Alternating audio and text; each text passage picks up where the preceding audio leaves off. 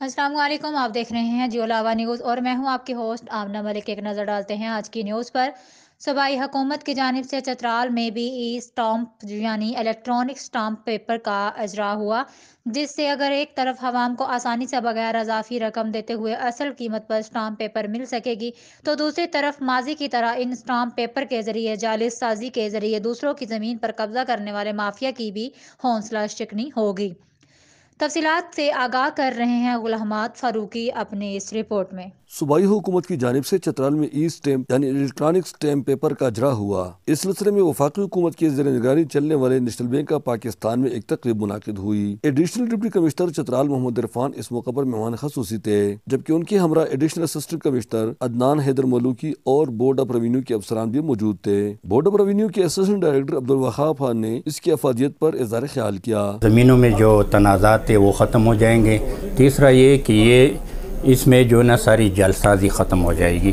Sahibzada Muhammad Shuja assistant director soft where کا کہنا ہے کہ اس سے اب جعلسازی کا خاتمہ ہوگا۔ جو کمپیوٹر نالج رکھتا ہے اس کو ایزیلی اس چیز کی ایکسیس ہو سکتی ہے اور کسی قسم کے برڈن کی ضرورت نہیں ہے۔ ہر کسی کے پاس موبائل ہے، موبائل سے بھی وہ اپنا چالان بنا سکتا ہے۔ بینک مینیجر امجد احمد ثانی نے بھی اسے عوام کے لیے نہایت مفید قرار دیا۔ ہم نے یہاں پہ اسپیشلی نیشنل بینک مین برانچ چترال میں علیحدہ کاؤنٹر بنایا ہے اور اس کاؤنٹر میں بندہ اپنے اپلائی کرے گا اور آسانی کے ساتھ وہ یہاں سے لے سکتا ہے ای اسٹیمپ۔ مس حسینہ حنیم کے مطابق اب خواتین بھی گھر بیٹھے باعزت طریقے سے ای اسٹیمپ پیپر کے لیے رجوع کر سکیں گی۔ یہ ای اسٹیمپ جو ہے یہ گورنمنٹ کا ایک اچھا اقدام ہے اور ہم خاص کر کے فیمیل گھر بیٹھ کے ایزیلی اپلائی کر سکتے ہیں اور یہاں آ کے لے سکتے ہیں۔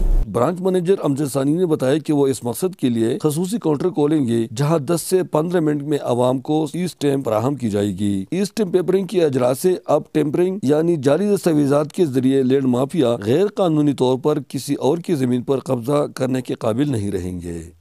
ای اسٹیمپ پیپر کا اجرا حکومت کی جانب سے ایک اچھا قدم ہے۔ اب لوگ گھر بیٹھے آسانی سے اس کے لیے اپلائی کر سکتے ہیں اور نیشنل میں آ کر یہ فارم دستیاب ہوگا۔